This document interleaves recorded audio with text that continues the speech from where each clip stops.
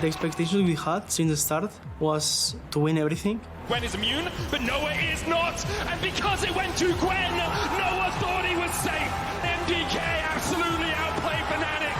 They are the pride of their region, and they are pride of very mad lions. Sorry guys, I love you. I fucking love you all. We are not going without any fear. If it's Fnatic, BDS, and then G2, so that's going to be really high.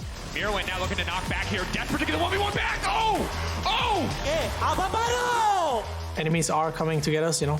If we are the #1 target, everyone has a target on us, and every team is fighting for their lives. We will have to be ready, no matter who we have to face. This time around, Hansama does have ultimate immediately. The bulb is there. Severing bolt from the sky. And another kill to the side of G2. The enemy team is standing up, hugging each other after winning. I want to be that guy, you know. I want the enemy team to be salty. I want them to be hungry to beat me, to beat us. That is, for me, the greatest feeling, to be on top and everybody's chasing you. Here comes Fresskowy immediately onto Noah, gets the knockback onto Humanoid, and Shun will follow suit, a double for Supa. I don't care about Fnatic or Mad Lion or anything. It's just getting ready for G2 right? Because this is the real challenge that we have to face to win the title. Maybe he should go step by step, basically. And don't focus that much on G2, because maybe he faces and he will go and create home.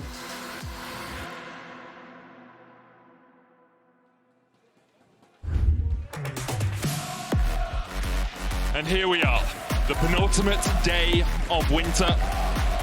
In the penultimate time, one of these two teams will walk out onto the LEC stage. The other will be left in ignominy, discarded as we make our way to the finals tomorrow. BDS versus Mad Lions Koi. BDS playing with a substitute. A surprise, to be sure, coming into this series, but once again, you can only beat the team in front of you, and so far, MDK have been doing that time and time again. We can see that the pride supporting Mad Lions Koi is as strong as they were yesterday. Wow. The support was incredible. They've come prepared with a bunch of chants, and they are giving all of that energy to Mad Lions Koi. Can they make this rookie run happen, or will BDS stand in their way? Let's not forget BDS, even though they have lost a player, sat at the top of the regular season for the entire split. They didn't drop a game throughout playoffs until they ran into G2.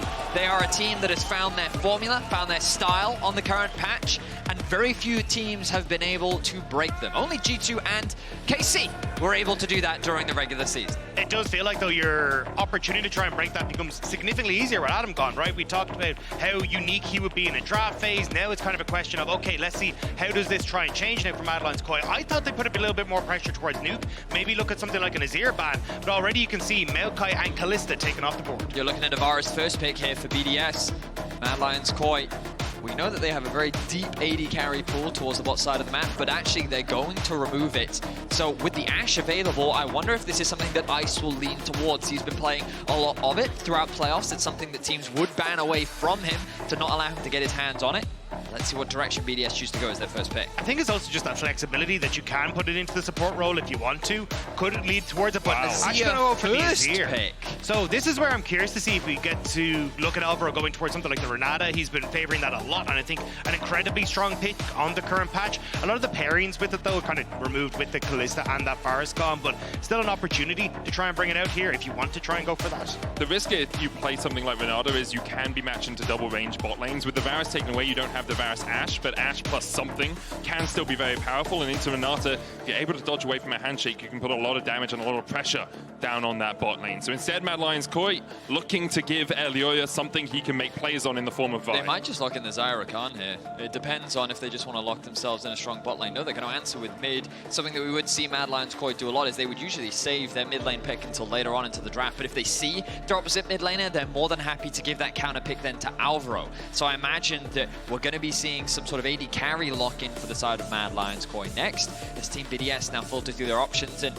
lo and behold, we're seeing a very typical BDS draft. Aphelios, Azir, Cassante. This is very tried and true to the style that BDS have found so much success with this split. I do agree with you, though. I think I would have preferred to see BDS take something like the Xayah here. You got that safety from the Vi, you got an opportunity if you try and go for a flick back here in the Taliyah, you're in perfect good shape, and already Mad Lions Koi is setting up for some sort of dive composition. So I think I agree with you, buddy. I would have preferred to see a Xayah, maybe the Rakan come through. This now leaves the opportunity to continue to go for a Jinx and just respond with, hey, we're going to go for the late game scaling. And at the moment on BDS, there's not an awful lot of backline threat, so I wouldn't be surprised to see Mad Lions Koi take away those supports that can be those engaged tools. Really like the rel ban here from Mad Lions Koi, getting rid of some of those big primary engaged junglers. We've been seeing Maokai and Rel are usually ones that rise in popularity. They could look to also remove something like the Xin Zhao. Sheo has been playing a bunch of it this split, and makes no reason not to get rid of a powerful champion. Poppy is the other one they have to be concerned about. We saw how devastating Razor could be on the champion yesterday when played into the Poppy, and how much it can mitigate the playmaking potential.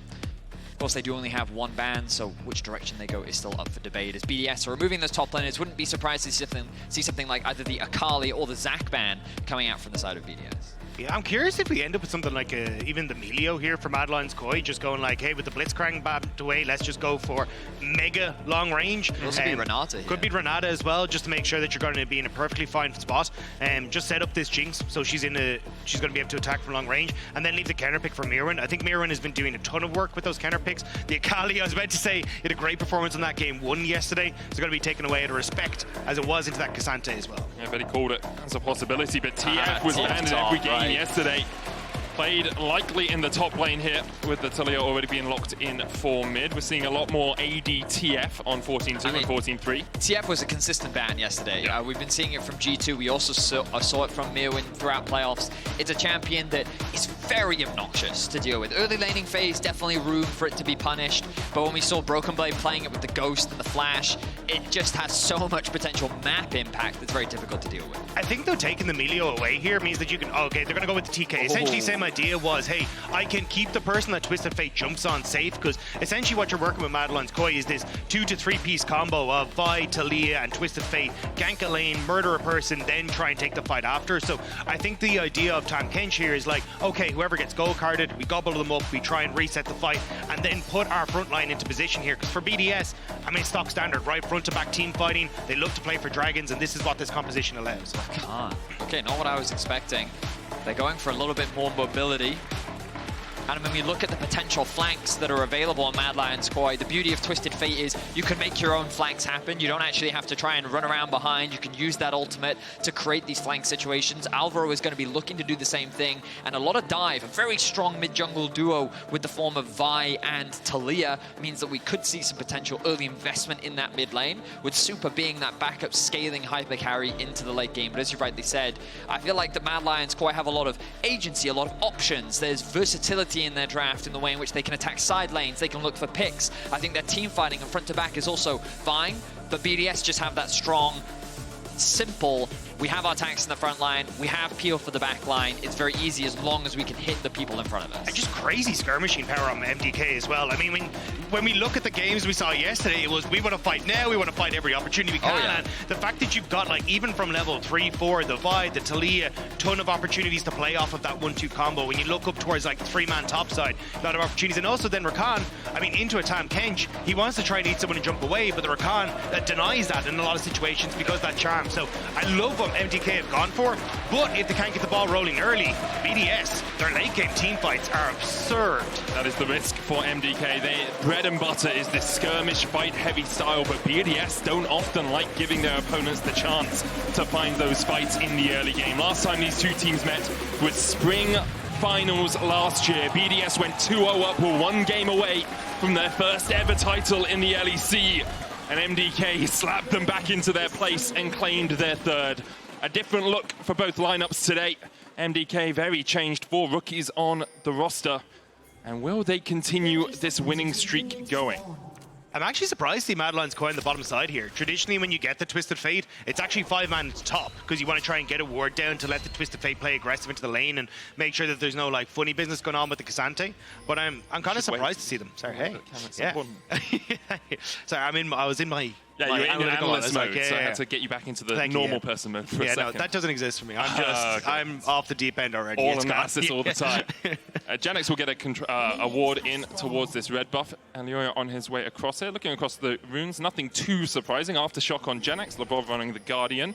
Alvaro running Guardian as well on the Rakan, kind of what we expect to see. Footwork for Myrwn in the top lane will make him even more difficult to deal with. Can just top up any bad trades that he takes. And both the junglers seem to be starting on the top side of the map. Yesterday, there was a lot of focus on 3 camps into invades. Now, with the bot lanes being more scaling orientated here, I wonder if we'll see the same from Elyoya, or whether we'll see both the junglers just go for a full first clear. I think it kind of depends on what Mad Lions Koi want to try and play off the bot lane, because there's 2 different ways you can do it. You could use Jinx's push to go, yeah, we will go for the invade, but what I prefer usually in this matchup is to go, hey, I'm going to push 4th wave, crash it, reset, get an early call for the Jinx, and then look to outscale. So you just very quickly start to gain leads, because the only way that you end up falling behind is if you ever end up with the Aphelios being able to match your damage. So as long as you can kind of stay that foot ahead, you're in a good spot here as the Jinx. I feel like Sheo is looking for something bot. He's decided to go blue into Wolves, and now he's going straight towards that red. We'll give him the level 3. I wonder if he'll use this path into then immediately look to stack bot. Fresskowy looking to get a bit of information though. Love this priority and control. Oh, but he doesn't actually drop it. So information gain on the Raptors, this should indicate to them that, hey, Sheo right now is doing a full clear topside into a path bot, but they don't actually have clear information that he is starting on this red buff. This is going to give him the level 3. And you look at the wave state right now of Supa and Alvaro. Could be a window for a potential game. It's actually really interesting for Supa and Alvaro because they both pathed up towards the tri-bush as the wave was pushed in. Neither of them placed their ward in that tri-bush, but if I'm BDS, I'm saying, oh, they've just pathed towards tri. They've likely have just warded that, which means that perhaps Sheo decided he didn't want to go immediately for the gank. He went for the Krugs, now he's going down towards the bottom lane, but Supa and Alvaro have been able to back off far enough, and they did see Sheo as he walked through. I think a bit of a mistake from Labrov, though. Maybe he thought, as Betty was saying, that it was warded, so he tries to go aggressive first, but might have been able to wait for Sheo just a little bit, but still, it means you don't get that crash on bot side, and now you're in an opportunity where Ice and Labrov can have a bit of an easier time in this 2v2, although Sheo spotted here, and everyone on Mad Lions Koi is starting to collapse. He still has the Arctic Assault, so even with the seismic shove coming out, Sheo is able to dodge away. Elyoya won't go any further, but he will get the Scuttle Crab as his prize for spotting out the BDS jungler. So, the pros of Sheo's pathing was that there was an opportunity for an early bot gank. Maybe snowball, maybe get a couple summoner spells, but now his pathing is just awkward. His Raptors are now cleared, but his Gromp is still up. His Wolves are going to respawn first, and then his Krugs are going to respawn, so his pathing for the foreseeable future is going to be a little bit awkward as he continues with this aggression. He's determined to make something happen on the bot side. Well, as well, because his bot lane is pushing the wave in, there was the risk that Elyoya could come down and gank them, so he has to cover for that. They then use the fact they've got the prio to gank Elyoya in his own jungle, and Elyoya was a little bit greedy there after he saw Sheo not respecting the BDS bot lane moving up. And this just comes off that initial play, the fact that you were able to stop the push from Supa, wave doesn't crash, you get the slow push back out, and BDS, they're the ones that actually go for the invade, so really nice early game here from BDS. Yeah, no respect being shown there by Elyoya, has the flash. I guess he just wasn't expecting Labrov to get there as quickly as he did, because the chain CC of both the knock-up and the Sejuani passive means that he ends up giving a kill over to Ice, of all people. Double buffs now on the Aphelios, 300 gold as well. And this AD carry, we've seen what Ice can do on Aphelios before. Was it 11 kills he had in that last game? I forget exactly. But when you give this man a lead, he can definitely run away with it. I think they kind of need that as well. At least if you can control Supa in this game, it feels like a lot of the fighting or team fight power is neutralized from Mad Lions Koi, and a lot of your pushing power on this bottom side can be neutralized as well. Essentially what Mad Lions Koi want to do is try and get a lot of these towers down early so they can play out this 1-3-1 opportunity and look for picks off of Elyoya and Alvaro. But if you're already kind of struggling a little bit on that bottom side, it's going to make things a bit difficult if BDS can start to stack the dragons in the way they like. Definitely can. It was 12 kills, Vedi. 12-0-7 against Vitality. Ice has only played the Aphelios once this split. We haven't seen Supa bring out the Jinx, although he has, obviously, as any AD carry main is, he's got a bit of experience on it. So we'll see how effective he can be throughout the course of this game. Slight early lead for BDS, only about 200 gold or so. That kill on Ice, giving him a 400 gold lead in the bot lane. But Myrwn, unsurprisingly, on the Twisted Fate, that was banned against him in every game yesterday, is now sitting about 10 CS up as he destinies into the lane. You're just going to see this keep going here, where you're going to be able to continually push this in. I was looking to see how they were going to try and approach it, because you had Sheo hovering up here for a little bit, but I think it was more to just make sure the Jenax can crash this wave. From the looks of things, BDS just firmly want to try and make bot side theirs, whereas maybe Elyoya is looking mid here at Nuke, just hovering out of vision. And we've spotted. Seismic shove gets the knockback into the stun. The CC chain continues, but Nuke doesn't burn anything to escape. Well, he's level 6, right? So you have to be careful about how aggressive you want to make that play happen. What do you mean? I saw Humanoid try and fight a level 6 Azir yesterday. Yeah, exactly. That ultimate can be a little obnoxious to deal with in the early game if you get knocked underneath the tower. It does unlock an opportunity for Elyoya to move towards the grubs. You imagine the cross map should happen soon from Sheo as he makes his way towards the dragon.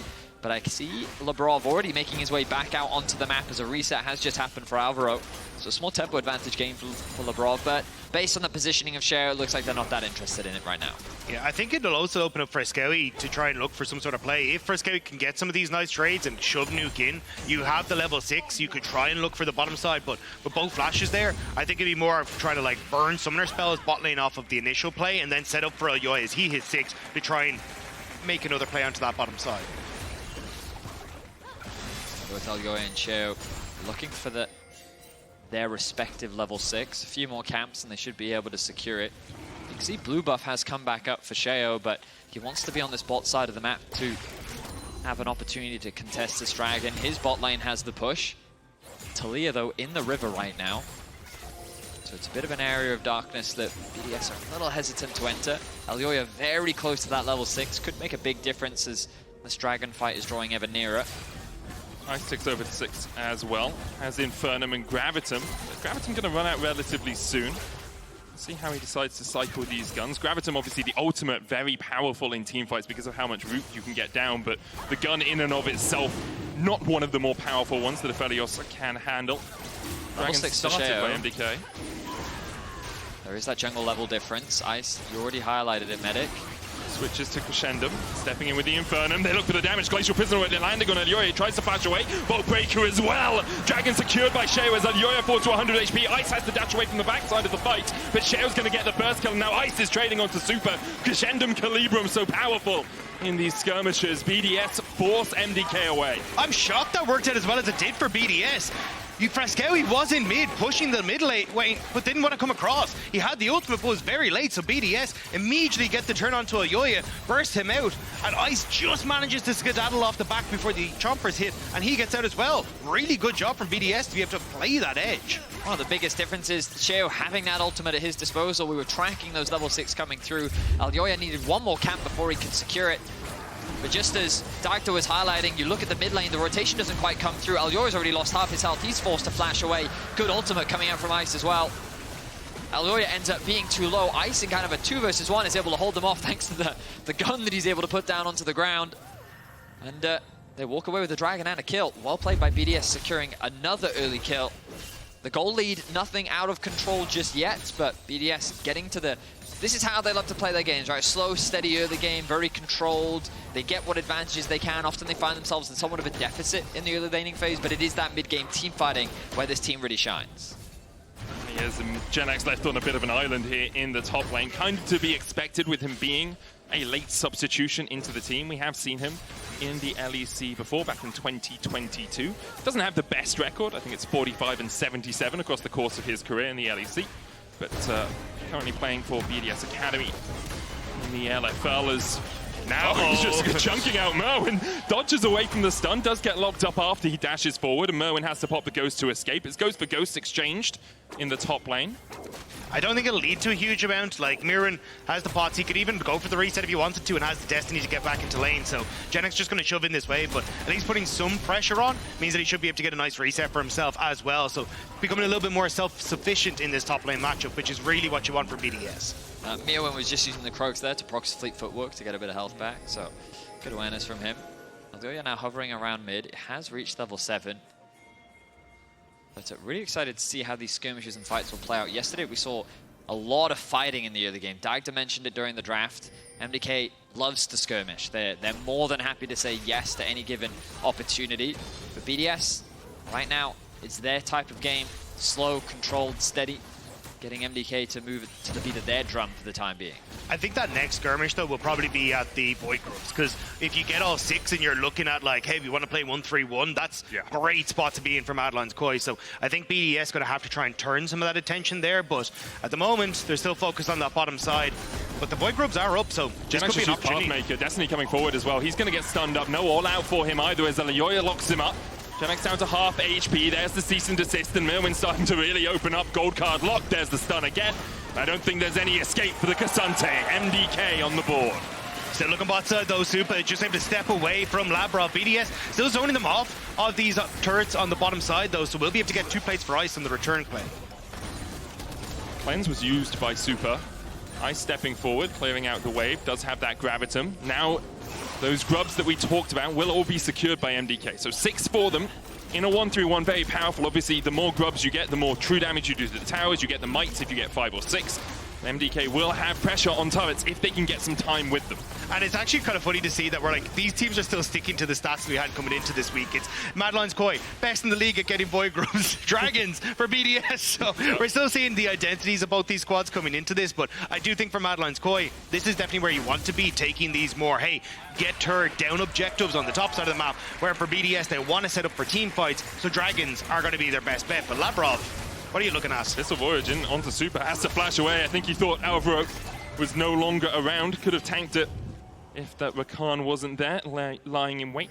I mean, the biggest beneficiary of this whole sequence was Ice securing 2, maybe even 3 plates. I think it was actually 3 plates on the bot side.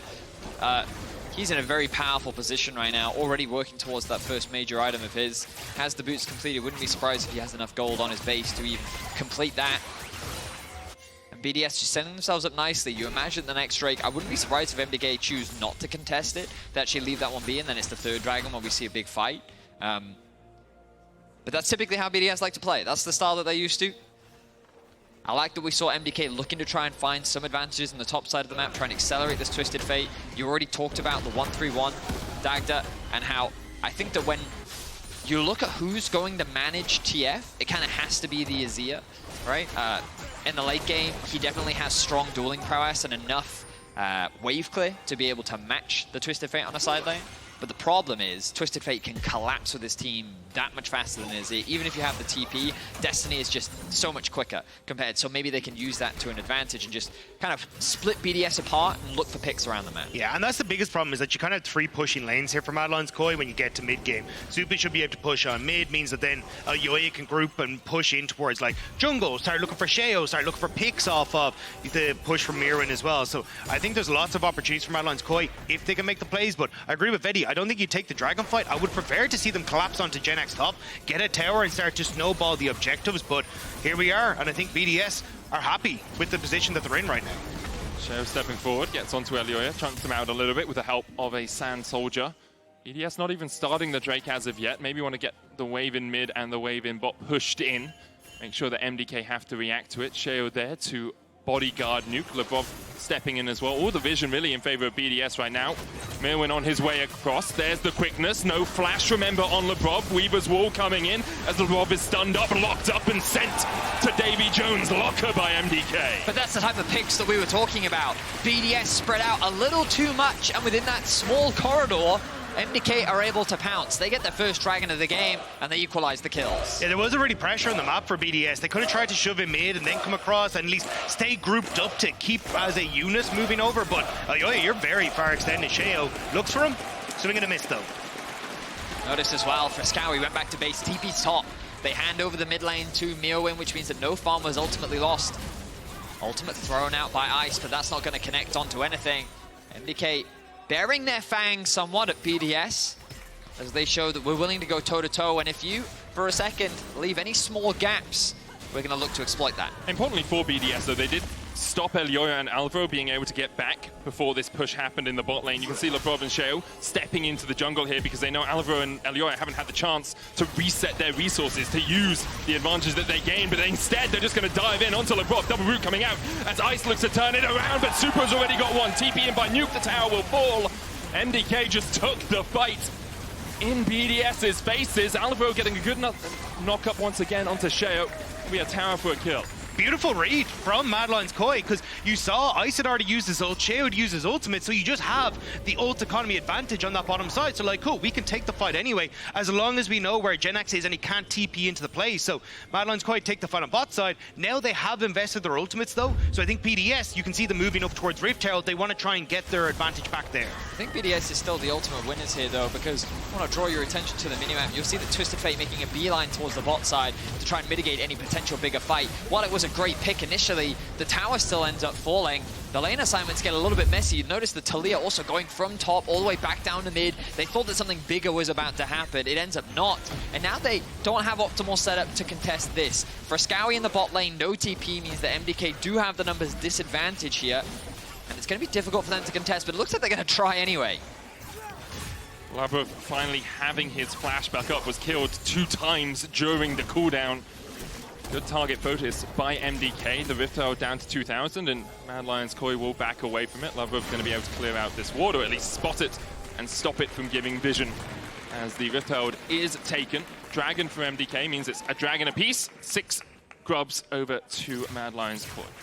They were looking to try and exchange that for the bot tower, but not quite enough damage to secure it. Now Fresskowy has moved to regroup with the team. They're creating a bit of a 4-1 here, but they recognize that they don't have enough of a siege threat to really get anything off the back of this. So BDS hold on to their 3 outer towers. They secured themselves the Rift Herald. You imagine that they're going to look to try and leverage this around the next Drake spawning towards this mid-tier 1. Try and unlock that map, giving them easier access to contest this 3rd dragon. And honestly, it wouldn't surprise me if they even concede it to make sure that they have control and unlock that mid tower. Yeah, it is. I 100% agree. It is risky to give up Mountain Dragon in this position, but actually, yeah, BDS just going to toss it. They've got everyone here. They've got bot lane pushed in. They've got top lane being answered by Fresskowy, who doesn't have TP, and this should just be a turret falling.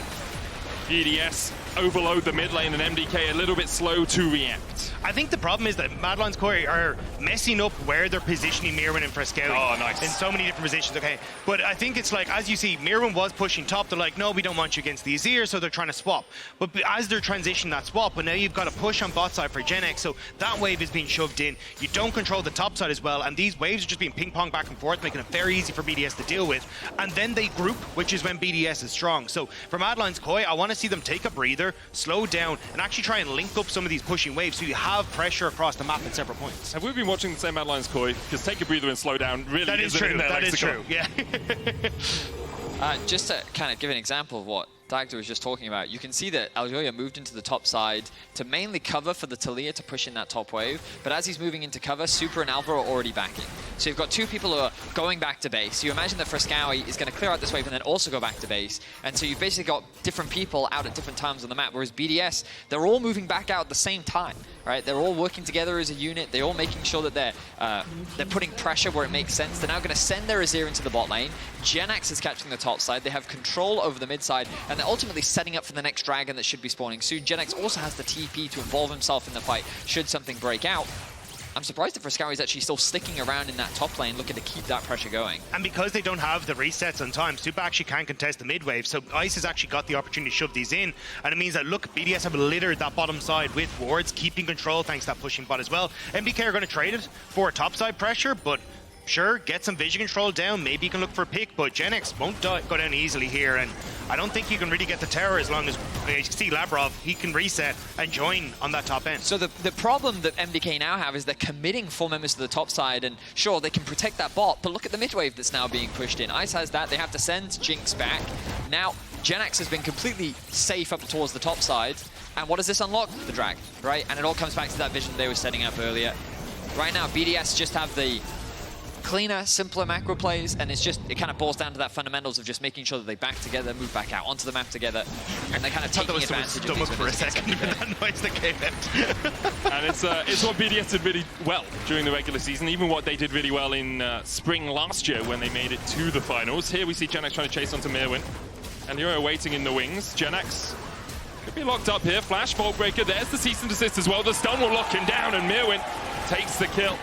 Jenax thought it was an honorable 1v1, and Elyoya had other ideas. But these are the type of picks MDK need to be finding with their composition. Now they can look to try and threaten a Baron. They're already putting pressure onto that top tier 2. If they can maybe force a TP out from Nuke, it gives them that much more control over the map. As I said, yeah, you're right. Nuke actually TPs towards that top tower. They're not going to push their advantage anymore, though. They're going to push in this wave, and they're going to look to reset as well.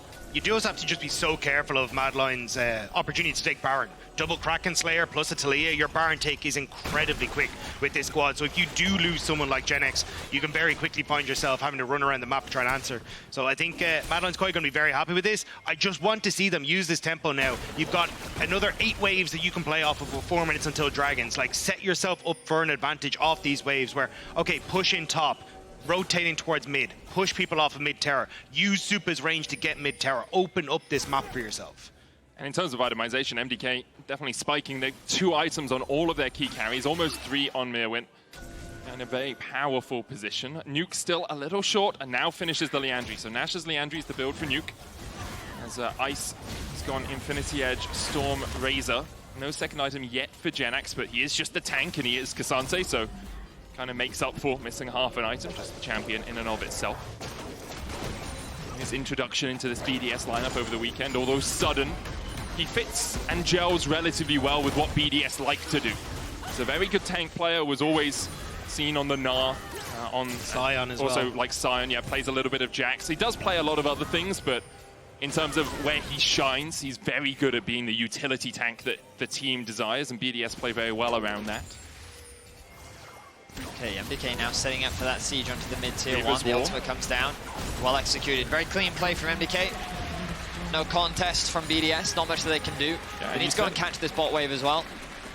You guys said it. You wanted them to play off the tempo. They all reset at the same time. They came out with their completed items and they get a tier 1 in the mid lane. Now they're looking for a little bit more as they manage to find the lockup onto Sheo. He stepped a little bit too deep. Ice devoured by Labrov. Spat out of the backside as Jenax comes back into the fight. This could be big. The K'Sante joining. Moonlight Vigil gets everyone low with the Inferno. K'Sante trying to go all out on the back line. He gets one. He's looking for more, but he can't quite find them. Ice able to escape down towards the bottom of the fight as Myrwn and Fresskowy keep Nuke and Labrov at bay. Fresskowy just saved that fight for his team. The flick onto Ice forces Ice out of that fight, and when he had Infernum and blinking health bars on Madeline's Koi, that could have been the big win for BDS, but just in time he is there. Great pick here from Madeline's Koi though. I mean, Sheo losing his life should have been a Baron play. It makes sense that they want to go for more, but just keep your eyes on Ice. This ultimate's going to do so much damage onto the backline, combined with the Azir as well. They just melt that backline. K'Sante's even able to get a pick off the back of it, taking out Elyoya. They are able to trade it back, so a kill goes into the back pocket of Supa. Ends up ultimately being a 2-for-1 exchange in favor of MDK. But if they had just been able to get that kill onto the Sejuani and then get away, that could have been a very real Baron threat. So credits to Ice and Nuke doing what they can in the fight to do enough damage to MDK to deter them from going for it. MDK, though, still happy after winning that fight. Starting to set up then again, minute and a half, well, minute 15 until Dragon. So get control over this bottom side. Nicely done by Madeline's Koi to get in, establish vision and allow that push to come through. Nuke trying to respond to that top side, but you can see with push in mid, it becomes very difficult now to threaten side lanes effectively. So Madeline's Koi just going to move Fresskowy up. I think though at this stage, as long as you reset at this point here for BDS, spend the goal you have, and then all as one start to get control over this mid lane again, I think you're in a good spot. Because at this stage, 45 seconds until Mountain, I think you don't really have to worry too much about how you're going to try and deal with these pushing side lanes, because they just aren't there for Madeline's Koi. The concern, though, for BDS is the Mountain is up in 40 seconds, but you have Kraken Slayer, Phantom Dancer, Last Whisper already complete on Supa. Myrwn's at 3 items. If you go for a Mountain Drake and you haven't set up vision around the Baron and you don't respect the fact that MDK can do this Baron really quickly, it could cost you a lot. It would be their third of the game. Nuke pushing in. Here's Fresskowy and Elyoya, cease and desist into the seismic shove. A tale as old as time here from Fresskowy and Elyoya as they find the pick, they find the kill, and perhaps they'll find the big purple worm. Yeah, why not just go straight for the Baron? You know that BDS have just invested all their resources into setting up for around the Dragon, and this will be uncontested. MDK recognizing the strengths of their comp, finding picks on a side lane. They don't leverage the Twisted Fate, but they don't need it. And they secure themselves a Baron. Very well played by MDK. They've even got a wave that's about to come in on this top side, and Dragon is only just about to fall, so they're going to look for this top tier 2 as well. You're even looking in mid lane as well. Supa is starting to pick up that wave to push in. They may even look for the tier 2 in mid because people have to defend top lane turret. This is a massive turn in favor of Madeline's Koi. Ice was trying to catch the mid wave. Supa now pushing that in, shepherding in the minions. Jenax will clear out bot, but doesn't really have the damage to eat through those minions too quickly. Supa with the rocket launcher, putting a little bit of damage down on this tower. BDS able to hold on for now, but look at that gold lead, the explosion, 5.5k in MDK's advantage now. The picks in the side lane have been working perfectly for them, and BDS's composition that loves to front to back have never got the opportunity to have a 5v5 fair fight. Yeah, there's an argument to be made that, hey, BDS, we now have 3 dragons. We're at Soul Point. now MDK, you have to come and fight us. But no, they don't. The way that their comp should work is that MDK should be looking to try and chip away your HP bar before the dragon even starts. They should be looking for a pick. They should be trying to basically do as much damage as they can a minute before the dragon even spawns. And so far, they've been doing it mainly cross-map, so whenever BDS is setting for an objective, MDK will then attack the other side. Let's see if they have the awareness to find these picks in advance. Dragon not still for another 4 minutes away. They want to leverage this Baron to break into the base as much as possible. Right now, MDK is just waiting for Myrwn to get that push in top as they have the wave connecting in mid as well. If I'm BDS, though, I feel fine to just give up these 2 outer towers. The hardest part for Mad Lions Koi is going to be trying to break the actual base itself. And as long as you're able to try and keep yourselves in check, you should be okay to try and push out. Maybe you struggle with Jenax in one of those side lanes, but Alvaro just getting rooted, locked up with the Glacial Prism, gets the quickness up, but not in time. The tower does fall. A turret for Rakan, a trade that MDK won't be happy with, but will have to accept as BDS are able to find a kill. Yeah, I think the biggest thing here for BDS is as long as the base doesn't crack, Mad Lions Koi can't win off of this Baron push. And you have Dragon in 3 minutes time, so that's the win condition BDS are looking for. As long as they don't give themselves in towards pick opportunities, which is kind of where they're at right now. Mad Lions, our BDS should be relatively fine, but I think straying outside your base this far is not the way to go forward here, BDS. You're kind of giving that momentum to MDK. I mean, they've nullified the Baron as much as they can. They did lose a tower, but by getting a kill back, they know that they have numbers advantage at the very least. So BDS have been able to weather the pressure that MDK were able to put down. And yes, they definitely find themselves at a gold disadvantage, but BDS are kind of relying on that one miracle fight that they often find. Let's see if they're able to find it. We're setting up 2.5 minutes now until the dragon spawns. Do you know, I always think back to Vitality, Jizuke. It was him that would often do this with his junglers and his top. He did it with Cabochard as well, but he would just shadow behind on his Rise or his Twisted Fate, and they'd use a double stack to look for a pick on a side. Obviously, the rest of MDK have now joined. 5 members strong on the bot side of the map. Sheo looking for the flank, Fresskowy trying to mark him. Ice in the mid lane, not with the team right now. He was catching the wave. Sheo will spot MDK, the knockback with the seismic shove. Alvaro going for the knockup as well.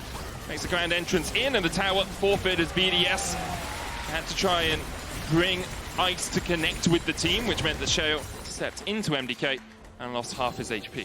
This is where I think you have to be careful as MDK, though, because yes, that did work out, but I think if you end up all grouping as this 5-man unit, you're given the opportunity for BDS to find these fights. Ice was a little bit late because he was dealing with the mid-wave. I'd actually rather see them go for Fresskowy, push out top, get the push in mid, and when 1.5 minutes now until Dragon, yes, you got that bottom tier 2, but your waves aren't in the best of spots now where BDS can reset, get out on the map, get their waves in check, and then look for vision around the Dragon. So I think you got to very quickly as MDK get your top side pushed out here so you can actually look for a pick before Dragon rather than just looking for a big 5v5 there. BDS, sorry, Ice I should say, choosing to cancel his base to cancel this wave quickly before he chooses to reset. Just gonna more so just keep my eyes on Ice as to what he's up Might to. not even get it back up here. Labrov backed away and Ice is locked up. Beautiful from Myrwn, the destiny in his eyes now as perhaps a date with destiny in the finals for MDK lies on the horizon. Jenax getting chased away, Elyoya and Myrwn still battering them down. And this unlocks a potential mid-play. The Dragon spawning in about 49 seconds, but what did we say? A minute. Another stun card, there's the quickness. They lock up Nuke, the Weaver's Wall comes in, but Nuke's able to dodge away. Alvaro dashes back to his team, the Weaver's Wall jumped off by Fresskowy, a surfing trip he didn't want to take, but Nuke's knocked back. Bolt Breaker not close enough to take him out. The Leandri's ticking won't put him down to 0, but there's the inhibitor in the mid lane. Inhibitor tower at least, felled by MDK. A minute before the Dragon spawns is when MDK want to look for that pick. That's exactly what they just got given, and it's because Ice went for one more wave. How many times have we heard, one more wave, guys, just one more wave. I'm just gonna get this one more wave and then I've got my item. And great awareness from Myrwn and Elyoya to recognize that he is overstayed in mids. They're able to get that collapse off. The reset had come through for them, and they converted into a kill. Now they should have priority around the Dragon, but with the resets coming through from BDS, MDK is looking for another pick. Nuke is top. I don't know why he's top. Away. Nuke in the top lane, as you say, does have the TP. Labrov's going to tank up the threaded volley from Fresskowy. I think BDS are actually looking for a Baron play, or at least a top lane push into vision. But I think the Dragon will die before they can like do anything Still back. 20 seconds. I think Fresskowy needs to consider going base here. He does of course have the TP, so maybe he just wants to push this wave out and be ready. Gonna lose inhibitor. Oh no. Is they just going to Fnatic yesterday, game 5 all over again? They overload the top side and MDK just walk through mid. Myrwn catching the wave. BDS now realizing they have to play for this mid prio, but look at the damage from Supa. 3 items on the Jinx with a BF sword to boot. Myrwn coming in from the flank as the gold card locked in, rapid fire cannon charged. Ice gets the root. Calibrum dodged by Elyoya. Elyoya and Sheo will meet up in the river. There's the quickness. Devour comes out. The charm still landing onto Labrov. He has a flash, but the Weaver's Wall will lock them in place as the damage comes down. And BDS get routed in the jungle. Nuke too late to the party. Showing up an hour after it's finished, and he'll pay the price. Left with the bill by MDK. BDS just look dizzy on the map, and Mad Lions Koi taking advantage of it. They will look to crack the inhibitor, and they will look to take game one. A Cinderella story it may be for MDK, doubted by many. But their fans and their players knew what they were about. They are going to go 1-0 up and be 2 games from a date with G2. First victory on red sides. MDK pick apart the composition of BDS. We talked about it in the draft. Picks, skirmishes, they were able to find them in the mid to late game. And BDS didn't get a single team fight that they wanted. We'll have to see if BDS can regroup right after this break.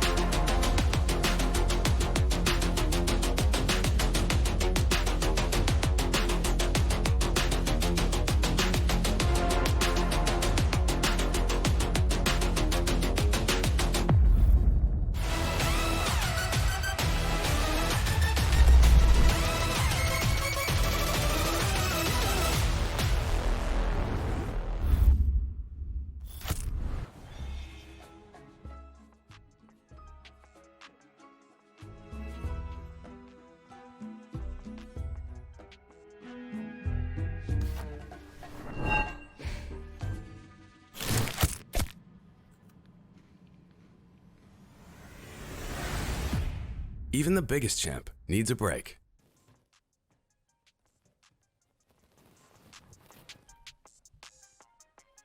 Laure!